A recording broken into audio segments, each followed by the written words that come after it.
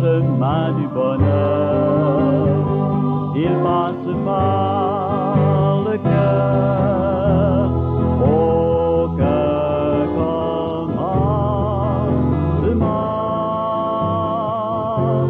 que cela n'est plus grand. Tu aimeras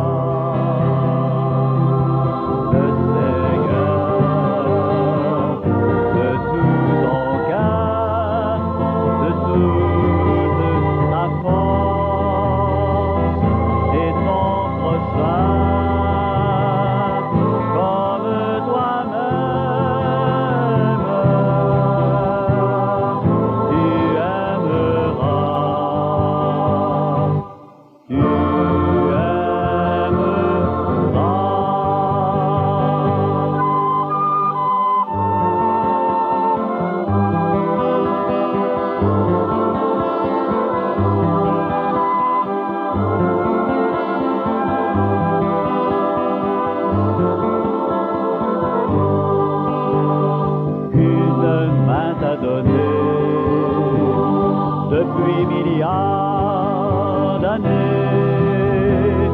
le ciel, le temps, la mer, un jardin,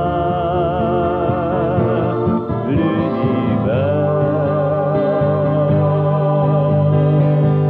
Tu aimeras le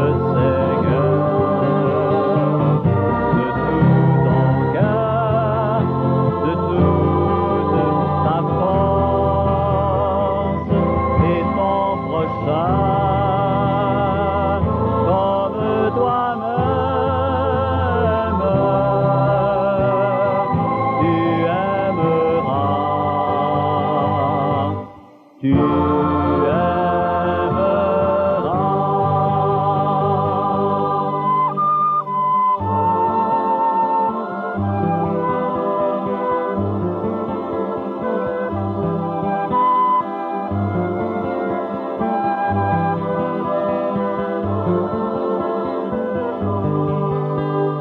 dans un rire d'enfant, au bras de ses parents, écoute Dieu chanter.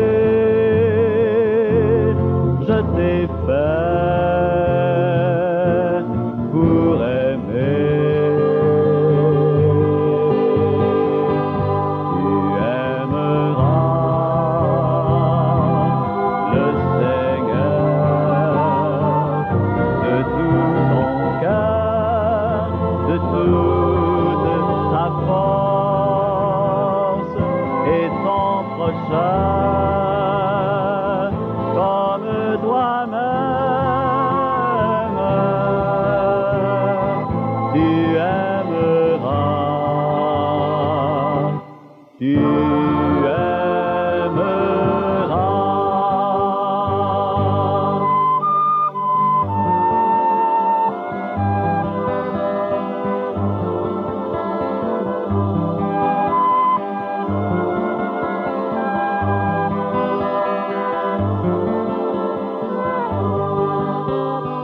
aux saisons qui s'enfuient, au soir de notre vie, il jugera tes jours dans les yeux de l'amour. Tu aimeras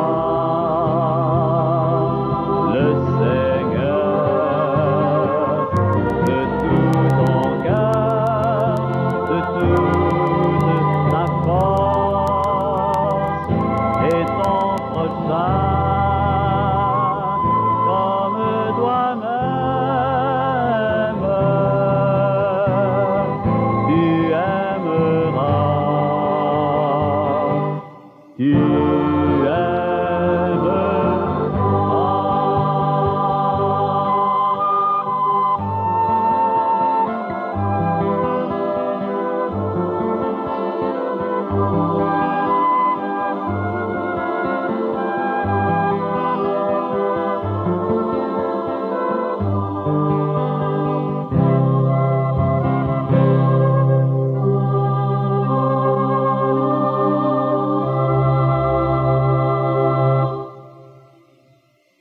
Bonjour.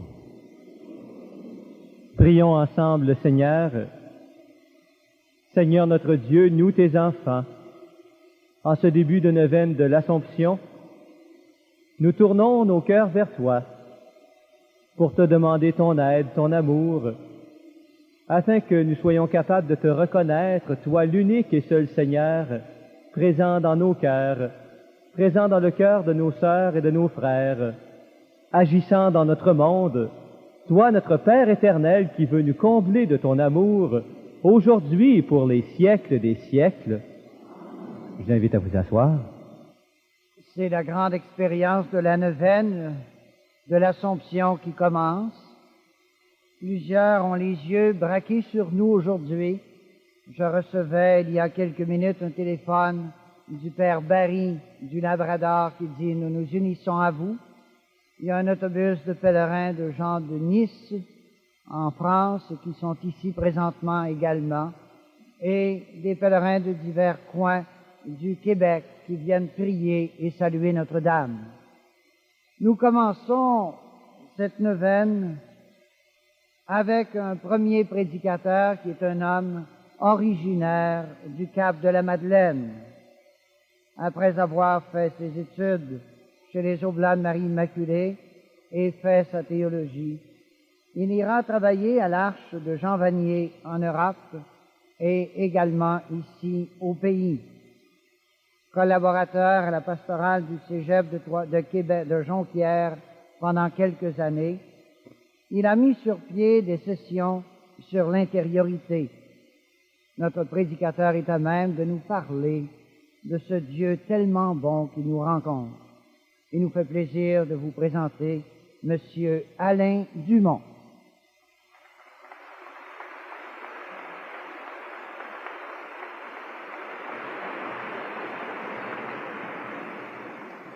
Bonjour. Je suis content parce qu'il fait moins chaud que l'année dernière. Je ne sais pas si vous étiez ici, mais l'année dernière, on était en sueur avant même de commencer à parler. J'étais content un matin en me réveillant de voir la belle température. On est gâtés là-dessus. Je ne sais pas que si vous avez pensé, vous autres, quand vous avez vu le thème de la neuvaine cette année. Hein, j'ai fait un petit sondage cette semaine pour savoir un petit peu ce que les gens pensaient de ce thème-là, les 10 commandements. Peut-être vous avez resté surprise d'un thème comme ça, que c'est ça, cette affaire-là. J'ai entendu différents sons de cloche d'un extrême à l'autre. Hein. Je résume ça en 2, 3, là. Il y a des gens qui disaient « Enfin, on revient à l'ordre. Hein? » Les 10 commandements, ça c'est clair et net. 1 jusqu'à 10, là on va savoir où est-ce qu'on s'en va. Hein? On est mêlé dans la religion, on ne sait plus, là. Enfin, on va savoir c'est quoi notre religion. Hein? Puis, un autre son de cloche complètement différent. J'ai vu plusieurs personnes qui ont resté surpris. Les 10 commandements, que c'est ça. Hein? Les pères du Cap reviennent en arrière, hein? On s'en vient rétro. Les 10 commandements, il me semble que c'est dépassé. Ça, c'est l'Ancien Testament. Depuis Vatican II, on a d'autres choses que ça. Les 10 commandements. À un moment donné, j'ai ri cette semaine, je demandais à un jeune, une dizaine d'années à peu près, j'ai dit, connais-tu les 10 commandements? Fait que là, il me dit tout de suite, spontanément, c'est un nouveau groupe rock, ça? Spontanément. Ou un nouveau vidéo, les 10 commandements. Hein? Les jeunes dans la nouvelle catéchèse, je crois pas qu'on insiste beaucoup là-dessus. Hein? Les 10 commandements, c'est tout un thème. Moi-même, j'ai resté surpris quand j'ai appris que c'était ça le thème. Puis, en creusant, on découvre des choses merveilleuses. Hein? Mais il faut le comprendre de l'intérieur, il faut le comprendre avec le cœur, tout ça, sinon on passe complètement à côté. Hein? Même Jésus emploie ce mot-là, commandement. Je ne sais pas si ça vous a choqué à un moment donné dans votre vie, quand il parle du commandement de l'amour. Hein? C'est bizarre, ça.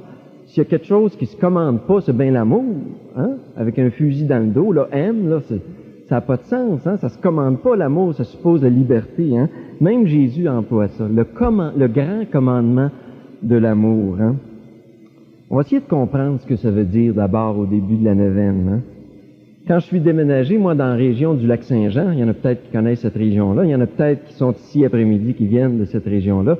On m'a parlé qu'autour du lac, il y avait des bleuetières. J'ai trouvé ça beau comme nom, hein? Les endroits où on cultive les bleuets. Puis là, il me disait, hey, Alain, d'un bleuetière, t'es jamais allé, toi? Il y a des bleuets, là, gros comme ça, Alain, hein? Puis le dicton au Lac-Saint-Jean, c'est toujours un bleuet, une tarte, hein? La tarte, c'est celui qui croit ça, bien entendu, hein? Mais supposons un propriétaire d'une bleuetière, hein, qui arrive au printemps comme ça, au mois de mai, au mois de juin, puis qui dit à tous ces plants de bleuets, là, je fais un rassemblement, j'ai des consignes à vous donner, moi, après-midi. Hey, toutes les plants de bleuets se rassemblent, tout en rang bien droit, là, il écoute, c'est le propriétaire, c'est sérieux, là, hein? Il dit, cette année, j'ai juste une consigne à vous donner, moi. Cette année, je vous commande de produire des bleuets. Toutes les plants de bleuets le regardent. Qu'est-ce qu'il prend, lui? Hein? On est des plants de bleuets. Nous autres, on a toujours fait des bleuets. Hein? On n'est pas capable de faire des fraises ou des cerises ou des framboises. On a toujours fait ça, puis on fera toujours ça. C'est ça qu'on est. Eh bien, quand Jésus-Christ commande à l'être humain d'aimer, en fin de compte, il l'appelle à être lui-même, puis à donner son fruit. Hein? Le Christ nous dit, toi, tu es un humain, tu es fait pour aimer. Hein? Le Christ, il n'est pas venu pour nous imposer des commandements, hein? Il est venu pour nous révéler qui on était. C'est juste pour ça qu'il est venu sur la terre. Hein? Pour nous dire qui t'es, toi. C'est ça qu'on cherche toute notre vie. Hein? Tu aimeras. C'est pas un commandement de soldat, ça. Hein? On voit ça d'un soldat avec le doigt pointé. Tu aimeras. Hein? T'as compris, là? Hein? Souvent, des gens perçoivent Dieu ou le Christ comme ça. Hein? Dieu, mes amis, c'est pas un militaire, Dieu. C'est un amoureux. C'est un amoureux qui nous dit ça. Hein? Faut imaginer le ton de sa voix quand il nous dit ça. Hein? Tu aimeras. Hein? C'est un jardinier de l'amour, notre Dieu. Pareil à un jardinier, vous avez sûrement vu ça, hein? Qui prend sa semence dans les mains.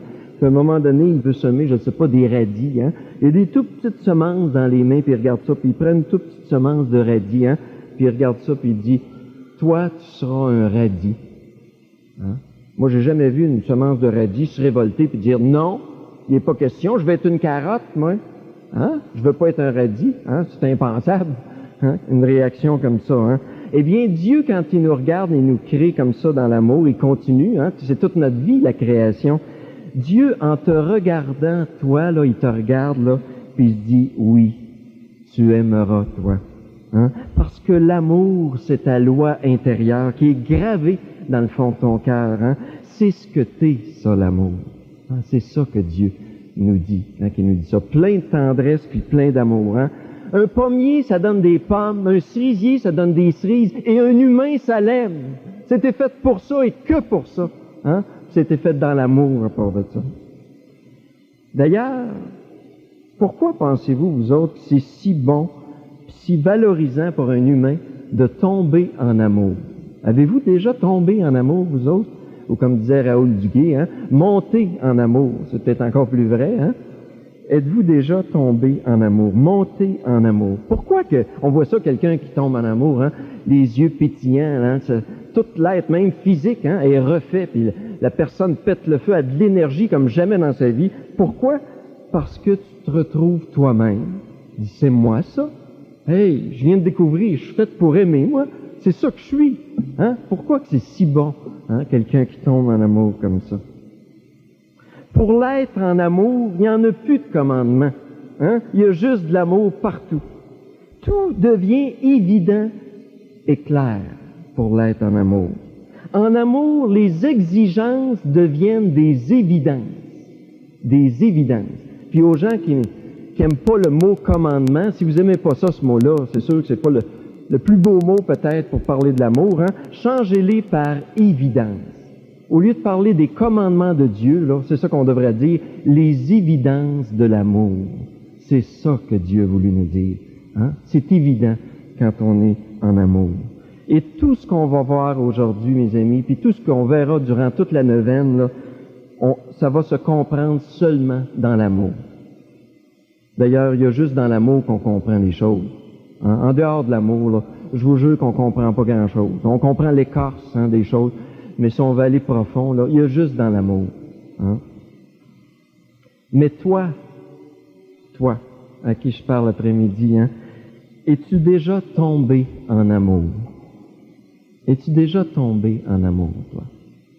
Es-tu déjà tombé en amour avec Dieu? Oh, là, c'est quelque chose, hein? Tomber en amour avec Dieu. Imagine, toi. Hein, c'est déjà bon et beau avec un être humain, mais avec Dieu. L'amour en personne. Hein? Et peut-être ça t'est déjà arrivé de tomber en amour avec Dieu. Hein? Est-ce que tu continues d'être en amour avec ton Dieu? Hein? Des fois, ça redescend, ça. Est-ce que tu continues? D'abord, as-tu déjà rencontré Dieu face à face? Hein? Peut-être tu as reçu du catéchisme, de la catéchèse, tu as entendu parler de Dieu, puis tu crois en Dieu, ben oui, c'est bien beau, mais l'as-tu rencontré, toi, personnellement, Dieu, face à face? C'est-à-dire, cœur à cœur. Hein? C'est intérieur, hein? On ne le voit pas, c'est à l'intérieur, ça se passe, ça. Est-ce que tu as le goût de le rencontrer à chaque jour, ton Dieu, tellement là que tu en souffres, hein, quand tu n'as pas le temps de le rencontrer dans une journée? Que ça te fait souffrir, ça, de manquer de temps pour le prier, pour être en silence avec lui. Sais-tu comment le rencontrer, ton Dieu? C'est important, ça. Sais-tu comment? Connais-tu le silence intérieur? Quand un humain comme Moïse ou chacun de nous rencontre le vrai Dieu, c'est-à-dire la tendresse en personne, c'est ça le vrai Dieu, la tendresse en personne. Spontanément, à ce moment-là, mes genoux plient et j'entre dans l'adoration. Parce qu'à ce moment-là, je découvre plus grand que moi. Je suis dépassé de tous bords, tous côtés, hein, puis j'ai juste le goût de me laisser noyer dans cette tendresse sans fin. C'est ça que Moïse a fait comme expérience au buisson ardent. Devant cette grandeur infinie de l'amour, hein, la grandeur de Dieu, on a toujours peur de ça. Nous autres, des fois, on croit à un Dieu qui nous écrase parce qu'il est grand, mais la grandeur de Dieu, il y en a juste une, c'est la tendresse. C'est sa plus grande grandeur, sa force, c'est ça. Hein? Il y a juste une grandeur en Dieu, c'est l'amour. Hein? L'amour n'est pas écrasant, dominant. L'amour est attirant. C'est un aimant, l'amour. Devant cette grandeur, l'humain se sent comme un petit enfant qui a juste le goût d'une chose, de se jeter dans les bras de sa mère. On voit ça, un petit enfant, hein? Il cherche, là, parce qu'il est bien, là. Hein? C'est chez eux, là. Eh bien, c'est ça, mes amis, l'adoration chrétienne. C'est le contraire de l'adoration païenne. Vous savez, il y a une adoration païenne, quelqu'un qui adore par peur de Dieu. Hein? Quelqu'un qui a peur de Dieu puis qui s'écrase devant Dieu parce qu'il en a peur, finalement. Hein? Ça, c'est le contraire de l'adoration chrétienne, hein? Qui est dans l'amour. Ces gens-là n'ont pas encore fait le lien entre Dieu et l'amour. Et ça, là, c'est pas si évident que ça, je vous jure. Hein? Je connais beaucoup de gens, moi, qui vont me parler de Dieu, beaucoup, Dieu. Et j'en connais toute une autre catégorie de gens qui croient pas en Dieu, mais qui vont me parler de l'amour. Mais j'ai rarement, moi, rencontré des gens dans ma vie qui avaient fait le lien entre Dieu et l'amour. Mais je parle là, concrètement dans la vie quotidienne. En théorie, tout le monde va dire « Dieu est amour », oui. Mais concrètement, spontanément, hein, il arrive une souffrance dans ma vie, l'amour. Croire que Dieu est amour, c'est l'histoire d'une vie, ça. Un jour, Jésus a rencontré une pauvre qui cherchait la tendresse. Je vous jure qu'elle cherchait la tendresse, l'amour. Hein. Elle avait eu 5 maris. Elle en avait un 6e. Elle cherchait l'amour, cette femme-là, hein, la Samaritaine. Et c'est à cette femme-là, cette pauvre femme, que Jésus a révélé le secret de l'adoration. Vous vous souvenez, hein? Elle disait, « Nous autres, nos pères ont adoré au mont Garizim ici, puis vous autres, les Juifs, vous dites que c'est à Jérusalem qu'il faut adorer, hein? » Jésus lui a répondu ceci. Écoutez la réponse dans Saint Jean qui est tellement belle.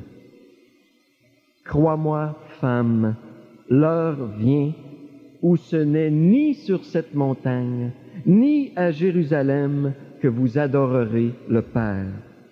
Oui, l'heure vient, et c'est maintenant où les véritables adorateurs adoreront le Père dans l'esprit et la vérité. car tels sont les adorateurs que cherche le Père. Dieu est esprit, et ceux qui adorent, c'est dans l'esprit et la vérité qu'ils doivent adorer. Autrement dit, non, ce n'est plus au mont Garizim, ni à Jérusalem, ni dans ton église paroissiale, ni dans ta secte religieuse, peu importe, ni au sanctuaire Notre-Dame-du-Cap, ni à Rome, ni à Medjugorje, ni n'importe où sur la planète. C'est à l'intérieur de toi, dans cette zone spirituelle de ton être, que tu vas rencontrer, connaître et adorer le vrai Dieu. Après, tu pourras l'adorer n'importe où. Mais si tu ne l'as pas rencontré là, au fond de toi, c'est impossible. En esprit et en vérité. Les vrais adorateurs, ceux que cherche le Père, ils connaissent le vrai Dieu qui est esprit et qui se cache au cœur de leur propre être à eux. C'est la grandeur de Dieu, ça, de se cacher au cœur de sa créature. Tu es le temple de l'Esprit, toi. Ça, c'est la grande révélation de tout le Nouveau Testament. On a tellement de misère. Dieu qui m'habite, moi, c'est impossible. Au-delà de ta vie morale, ça n'a aucun rapport, là. On parle de choses profondes. Au-delà de ça, au fond de toi. Il y en a plusieurs qui se demandent avec raison, mais c'est quoi ça, adorer? On n'a pas tellement appris ça dans nos vies. Il faut adorer, si on sait ça, mais c'est quoi ça que ça veut dire adorer? Pourtant, c'est fait pour les enfants, ça. Adorer, c'est aimer l'amour. Adorer, c'est aimer l'amour lui-même en personne. C'est beau, ça. C'est quelque chose, Aimer l'amour lui-même en personne, l'unique. La vérité, c'est qu'il y en a juste un, qui est l'amour à l'état pur. J'en connais juste un. Je ne sais pas si vous autres, vous en connaissez d'autres, mais je connais juste un être, qui est l'amour à l'état pur. Imagine, toi. La source de tous les autres amours. Nos plus belles amitiés, nous autres humains, nos plus beaux amours. Et Dieu sait comme ça peut être beau et comme ça peut être bon, l'amour humain. Mais tout ça n'est rien à côté de l'unique. Même pas rien, c'est un symbole. L'amour humain, dans ses sommets les plus beaux, c'est un symbole de ce que peut être l'unique amour à l'état pur, qu'on a toute l'éternité pour connaître. Parce que tous nos amours à nous autres humains sont appelés tôt ou tard à se fondre en lui, dans l'unique. L'amour humain doit être nourri par l'unique amour. Sinon, vous le savez comme moi, c'est ce qu'on voit dans notre société aujourd'hui, tôt ou tard, ça marche plus, l'amour humain. Pour ça qu'il y a tant de divorces. Si on n'est pas branché sur l'unique amour, les époux, si chacun n'est pas branché intérieurement, tôt ou tard, on sèche. On n'a plus d'amour dans notre cœur. Qu'est-ce qui se passe? On cherche à droite, à gauche. Si on n'est pas branché à la source en nous, qui est l'unique. Adorer en vérité, c'est reconnaître Dieu comme Dieu. Il aime ça, lui-ci, qu'on le reconnaisse pour ce qu'il est, pour ce qu'il est lui-même. Dieu, un abîme immense d'amour absolu. C'est ça, Dieu. Infini. Il n'y a pas de fin, cet amour-là. Sans limite aucune. On ne connaît pas ça de l'amour comme ça sur la terre, nous autres. Insondable. On ne peut pas. Immesurable. Est-ce qu'il y a quelqu'un ici qui est capable de mesurer le cœur de Dieu? Quelqu'un qui reste à front-là, de dire, moi je suis capable. Je ne sais pas si vous avez un instrument chez vous, un gallon, qui serait assez grand pour mesurer le cœur de Dieu, le cœur de l'amour. C'est grand, ça, c'est infini. On ne connaît pas ça, nous autres. C'est inconcevable pour l'intelligence humaine, la grandeur du cœur de Dieu. Le seul Seigneur, le Seigneur de l'amour, et pas autre chose que ça, l'unique. Adorer, C'est pas compliqué, hein? C'est dire à Dieu, chapeau. C'est ça, adorer. Chapeau. Il y en a juste un comme toi. Il y en a juste un comme toi. Il y en a juste un qui peut aimer comme toi. Hein? Je pensais jamais que l'amour, ça existait à ce point-là. Moi. Jamais je pensais que l'amour, ça pouvait être aussi grand que ça. C'est ça que Moïse a vécu au buisson ardent. Et c'est bien sûr, hein, que tant que je n'ai pas réellement rencontré cet unique amour dans ma vie, là, c'est bien sûr que je vais multiplier les idoles autour de moi. Tout devient idole dans ma vie. Tout. Vous savez, tout peut devenir une idole. Toutes les personnes qui m'entourent, mes enfants, mon époux, mon épouse, dans l'amitié, peu importe. Hein? Même la religion peut devenir une idole dans notre vie. Hein? Si je n'ai pas rencontré l'unique. Je vais voler, tuer, de toutes les façons. Hein? Vous savez, il n'y a pas juste des meurtres et des vols extérieurs. Nous autres, on est très bons sur l'extérieur pour pointer du doigt les autres, mais il y a beaucoup de vols et de meurtres intérieurs. Dans notre tête, on a tué du monde dans notre vie. Hein? Il y a ça. Je vais vivre dans le mensonge, sauter toutes les clôtures, hein? Mais pas juste extérieures. Je peux sauter bien les clôtures intérieurement. Le Christ qui nous révèle ça. Hein? Je vais manquer de respect envers ma famille, les autres, envers la nature, l'environnement, puis encore plus envers moi-même, ce qui est le plus grave de tout. Et ça, que ce soit matérialisé, comme je disais tantôt, hein, extérieur ou bien spirituel à l'intérieur. Hein? Les commandements, ça se vit aussi intérieurement, ça. Mais ce qui est plus beau que ça, c'est qu'un jour, quand mon regard aura été assez lavé par mes larmes, un regard lavé par mes larmes, ça en prend des larmes dans une vie humaine pour laver le regard de chacun de nous. Je comprendrai qu'à travers tout ça, c'est Dieu que je cherchais, l'unique amour. C'est ça que je cherchais à travers toutes mes déviations dans ma vie. Et que tous les êtres humains que sur la planète, à travers toutes leurs déviations, tout le mal, toutes les atrocités qu'ils peuvent faire, c'est l'amour qu'ils cherchent, ces gens-là. L'unique. C'est ça qu'ils cherchent. Que ce soit le tueur, hein, qui ne connaît pas ça, l'amour, lui, il a le cœur brisé, hein, il en a souffert toute sa vie. Hein? La seule façon de communier à quelqu'un, de faire un, c'est de le tuer. Transformer l'amour en haine. Il cherche Dieu, le tueur. Le voleur, hein, qui est pris avec un vide intérieur, il ne sait plus quoi enlever aux autres, il a manqué l'affection de base, puis il lui manque quelque chose intérieurement. Il cherche Dieu, le voleur. Le batteur de femmes, le batteur de femmes qui n'a jamais appris, lui, à exprimer sa tendresse et qui la dévie dans la haine. Il cherche Dieu, lui. Le violeur d'enfants, le tortionnaire en Amérique du Sud qui torture des gens à journée longue, qui ne sait plus quoi inventer pour les faire souffrir. Il cherche Dieu, cet être-là. C'est ça qu'il cherche.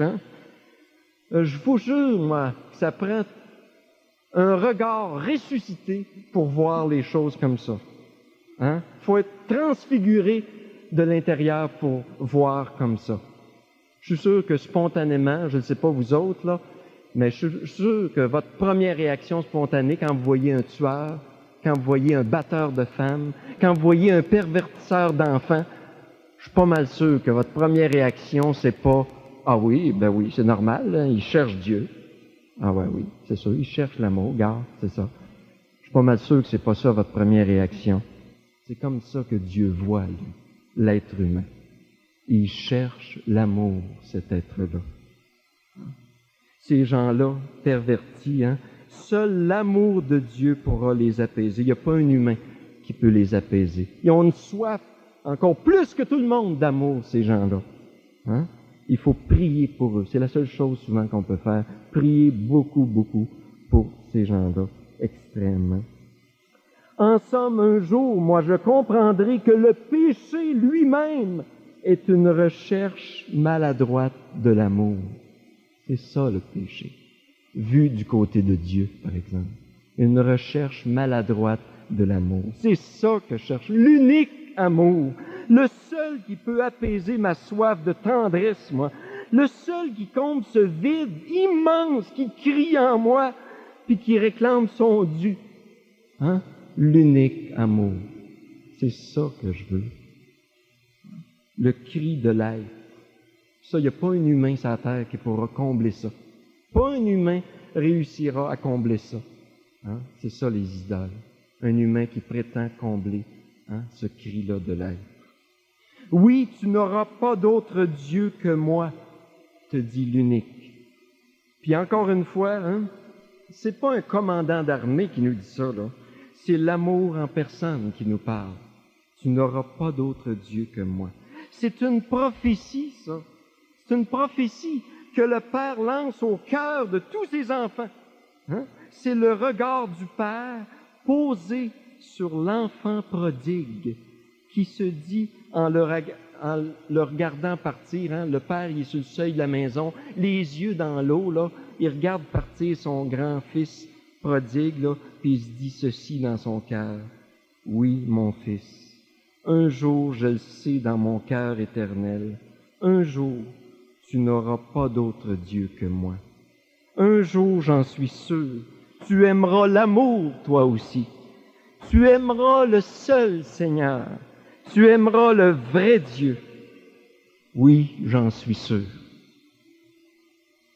C'est une prophétie de Dieu sur chacun de ses enfants, chacun de nous. Et j'insiste toujours sur le vrai Dieu, parce que vous savez, nos pires idoles dans nos vies, c'est pas ce qu'on pense habituellement, que ce soit l'argent, le pouvoir, puis la domination, notre ego, dans le fond, là. C'est pas ça, nos pires idoles. Nos pires idoles, ce sont nos fausses images de Dieu, nos fausses conceptions de Dieu qu'on a dans notre tête, qu'on s'est imaginé. On s'imagine le connaître, Dieu. Quelle prétention puis quelle naïveté d'entendre ça. Un humain qui prétend connaître Dieu, l'infini de l'amour. Quelle prétention on a chacun de nous. Ça, c'est notre pire idole dans notre vie. Ce qui nous empêche précisément de rencontrer l'unique amour. On s'imagine le connaître. Saint Denis, un grand saint des premiers siècles de l'Église, un grand théologien, il disait ceci, écoutez cette phrase-là. Tout ce qu'on peut dire, penser ou comprendre de Dieu n'est rien à côté de ce qu'il est. C'est ça. Ce qu'on connaît de Dieu, on en connaît des choses de Dieu, mais c'est rien à côté de ce qu'il est. On aura l'éternité pour être déboussolé. C'est des peanuts, ce qu'on connaît de Dieu. Et prétendre, cette prétention-là, c'est la pire idole, ça. Saint Thomas d'Aquin, pas n'importe qui, le plus grand des théologiens peut-être qu'il y a eu sur la terre au Moyen Âge. Saint Thomas, vous savez, qui a écrit la somme théologique des livres ceux d'épais, toute une bibliothèque. La somme théologique de Saint Thomas d'Aquin, c'est le résumé de toute la théologie, aller jusqu'au Moyen Âge, une œuvre extraordinaire. Eh bien, Saint Thomas a jamais voulu finir cette œuvre-là. Puis un de ses secrétaires l'achalait, puis lui disait hey, c'est l'œuvre la plus belle qui ait jamais été écrite sur Dieu, il faut que tu finisses ça. Puis Saint Thomas, à la fin de sa vie, lui a répondu ceci. Tout ce que j'ai écrit sur Dieu, tout ce que j'ai dit sur Dieu, me semble à présent de la paille et du foin. Brûlez ça. C'est rien, ça, à côté de l'unique. Je le connaissais pas quand j'ai écrit ça. Tout ce que j'ai dit sur Dieu me semble à présent de la paille et du foin. C'est bon pour le feu, ça. Dit par le plus grand des théologiens, il était rendu plus loin, Saint Thomas, à ce moment-là. Il avait rencontré l'unique. Et vous savez, les commandements de Dieu ne sont pas un prérequis pour le rencontrer, le vrai Dieu. C'est toujours ce qu'on pense. Observe tes 10 commandements, puis après ça, tu vas rencontrer Dieu. C'est exactement l'inverse, vu du côté de Dieu. Au contraire, tu ne pourras jamais les vivre, les commandements, intérieurement ou extérieurement, si tu ne vis pas d'abord le premier jusqu'au fond. Tous les autres découlent de celui-là. Aimer le vrai Dieu dans l'adoration silencieuse. On a un bon exemple de ça dans l'Évangile, vous vous souvenez, le jeune homme riche. Le jeune homme riche qui arrive à Jésus, qui prétend, lui, ben oui, j'observe tous les commandements, moi, depuis ma jeunesse. Le texte dit, Jésus le regarda et l'aima. Et lui dit, toi, m'aimes-tu assez pour me suivre? Là, il n'a plus été capable de suivre le jeune homme. Il avait observé les commandements, mais extérieurement, pas avec le cœur. Il n'avait jamais observé le premier commandement jusqu'au fond. Le reste va suivre, inquiète-toi pas. Mais le premier commandement jusqu'au fond. Quand il s'est retrouvé devant l'amour, là, il a eu peur, il a paniqué, il s'est accroché à ses sécurités. Il l'avait, lui, il avait observé tout ça, supposément. Il ne connaissait pas l'adoration de l'amour. C'est pas l'amour qu'il avait rencontré, c'est un Dieu qui s'était fait lui-même à son image. Il n'avait pas rencontré l'amour. C'est très différent, ça. Ça change tout, ça.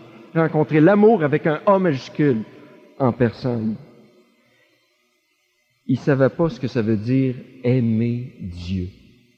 Je ne sais pas si vous savez, vous autres, ce que ça veut dire, ça. Pas facile, hein? Aimer Dieu. On dit souvent ça. Il faut aimer Dieu. Mais c'est quoi? L'aimer à travers les autres, rendre service, tout ça. Ben oui, mais aimer Dieu pour lui-même. Qu'est-ce que ça veut dire, ça? On ne le voit pas. C'est pas facile, hein? Un être humain, on le voit, mais Dieu, on le voit pas. Qu'est-ce que je peux faire pour l'aimer? Eh bien, aimer Dieu, l'adorer en esprit et en vérité, c'est simplement une chose d'abord, c'est de prendre du temps tout seul avec lui. Pas compliqué, hein? Si je dis aimer quelqu'un, puis je suis pas capable d'être tout seul avec, on peut se poser des questions sur cet amour-là. Prendre du temps tout seul avec lui. C'est ça que ça veut dire d'abord aimer Dieu. Et ça, c'est pas juste pour les cloîtrés, des gens qui consacrent leur vie dans l'adoration comme ça, qui est en silence, puis tout. C'est pour tout le monde, ça. C'est pour tout le monde. Il n'y a pas un être humain, moi, que je connais, qui n'a pas 10-15 minutes par jour pour être tout seul avec son Dieu. Il n'y en a pas de raison. J'aurais beau avoir 10 enfants, là. Il n'y a pas aucune raison de ne pas prendre 5, 10, 15 minutes par jour pour être tout seul avec mon Dieu. C'est ça d'abord que ça veut dire aimer Dieu.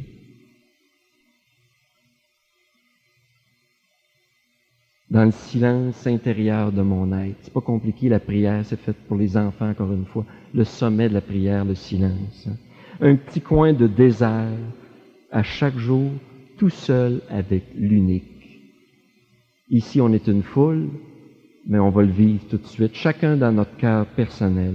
Je vous invite, ceux qui le peuvent, qui le veulent, à vous mettre à genoux. On prend quelques minutes de silence, d'adoration.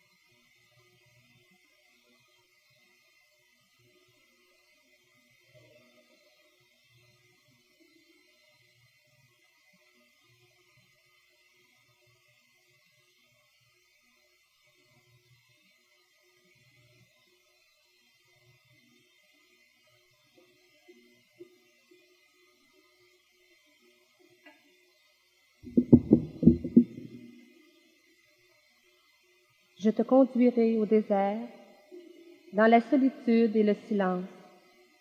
Et là, je parlerai à ton cœur.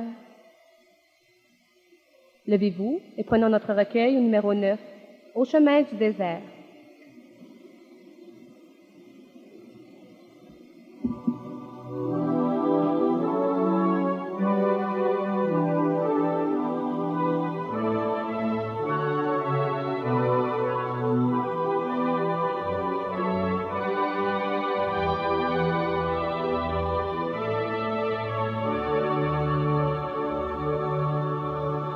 Tu venais de voir le jour, je t'aimais au fond de moi. Tu venais de moi, mon fils, mon amour, tu m'aimais au fond.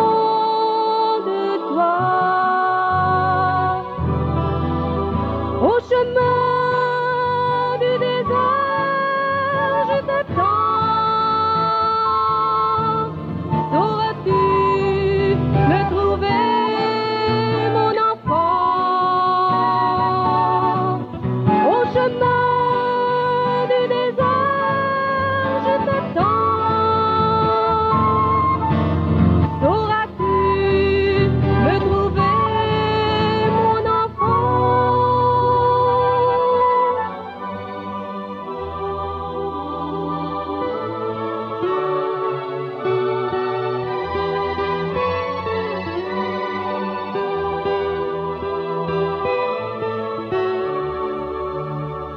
Je voyais ton grand malheur, je restais bien près de toi. Je voyais toujours l'idole en ton cœur, tu restais bien loin de moi. Au chemin du désert, je t'attends. Sauras-tu me trouver, mon enfant? Au chemin du désert, je t'attends. Sauras-tu me trouver, mon enfant?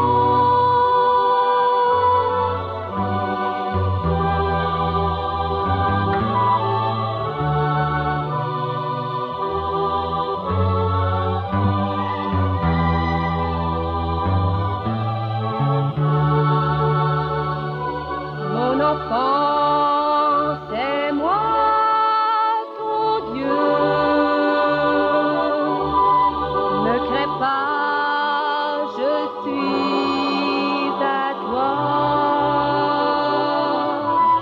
Mon enfant, tu as du bris à mes yeux. Ne crains pas, tu es à moi. Au chemin du désert, je t'attends. Sauras-tu me trouver, mon enfant? Au chemin du désert, je t'attends. Sauras-tu me trouver, mon enfant?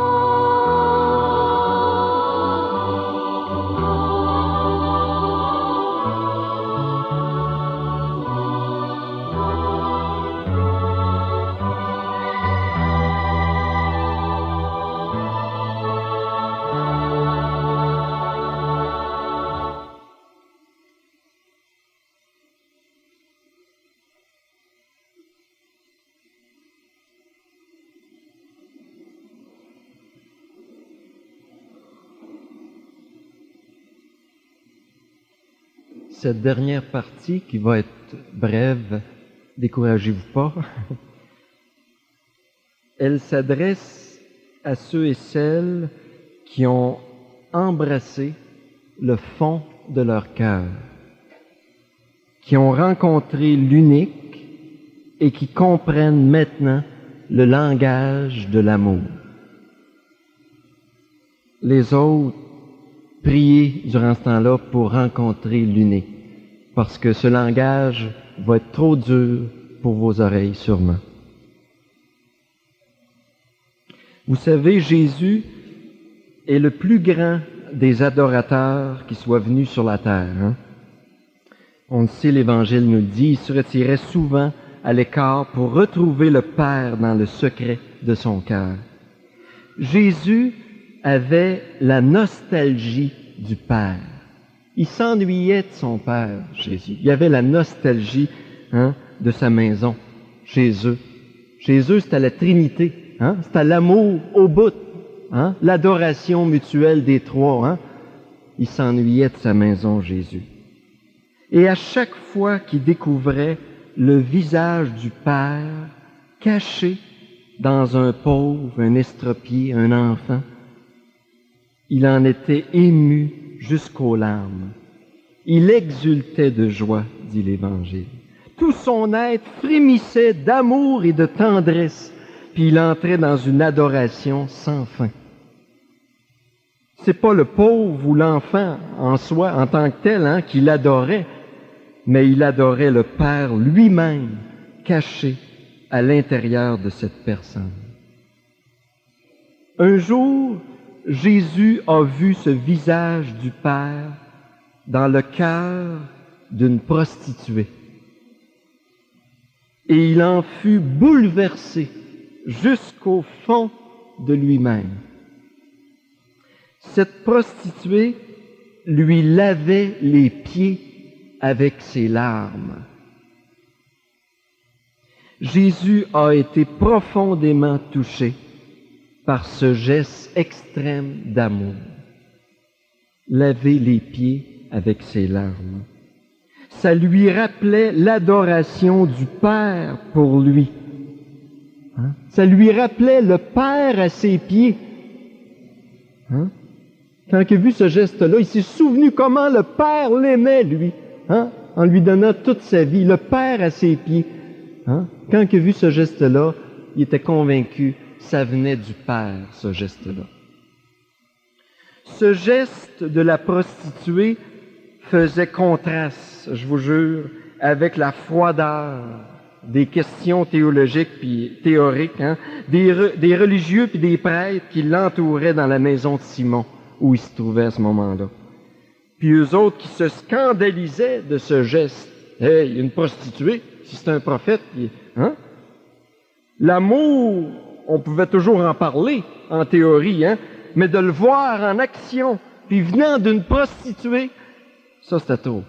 On l'acceptait pas. C'était trop fort, là. La prostituée, elle, avait enfin trouvé ce qu'elle cherchait depuis toujours. L'amour, avec un A majuscule, l'unique amour. Tout de suite, en voyant Jésus, tout son être avait crié, « C'est ça! C'est lui! C'est lui que je cherchais depuis toujours! » À travers toutes mes prostitutions, à travers toutes mes perversions, tout ce que j'ai fait dans ma vie, tous les hommes que j'ai couchés, c'est lui, c'est l'amour! Je le reconnais, là. C'est ça que je cherchais à travers tout ça. Bravant tous les camps d'Iroton, elle traversa le mur des pharisiens qui entouraient le Christ et alla d'un bond se prosterner devant lui. Elle ne pouvait plus contenir le flot de ses larmes qui inondaient maintenant les pieds du Sauveur.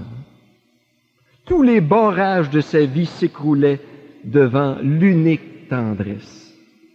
L'amour coulait à flot, je vous jure. Elle était en plein cœur de l'adoration, cette femme-là. Elle était en plein cœur de l'adoration. Jésus fut remué intérieurement par le geste de cette femme. Il en fut tellement ému, Jésus, que c'est ce même geste qu'il a choisi pour enseigner l'adoration de l'amour à ses apôtres. C'est fort, ça. C'est très fort. C'est Saint Jean qui nous souligne ce détail-là. Hein? Au début du chapitre 12 de Saint Jean, c'est le lavement des pieds de Marie-Madeleine à Jésus. Puis au début du chapitre 13 de Saint Jean, un chapitre plus loin, l'introduction à la Passion, c'est maintenant le Christ qui lave les pieds. C'est une femme qui a enseigné ça à Jésus. Et eux aussi, les apôtres, bien sûr, furent scandalisés par ce geste. Il y a juste Saint Jean, d'ailleurs, qui a eu le courage de rapporter ça dans l'Évangile. Hein? Ils furent scandalisés. Vous vous souvenez de la réaction de Pierre? Hein? Jamais, pas moi, toi le Maître et Seigneur à mes pieds, jamais, t'es le Seigneur, voyons donc. Jamais. Hein? Jésus, lui, adore l'unique Seigneur, présent en tous, en chacun de ses apôtres, puis en chacun de nous ici après-midi.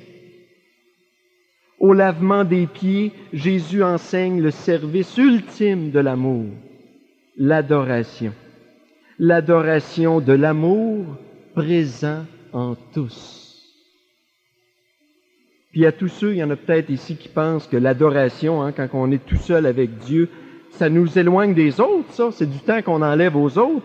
Jésus révèle qu'au contraire, c'est précisément l'adoration authentique, c'est-à-dire en esprit et en vérité, qui nous conduit le plus sûrement au cœur de nos frères et sœurs, là où habite l'unique Seigneur. Le lavement des pieds nous annonce la croix. C'est le signe immédiat de la croix.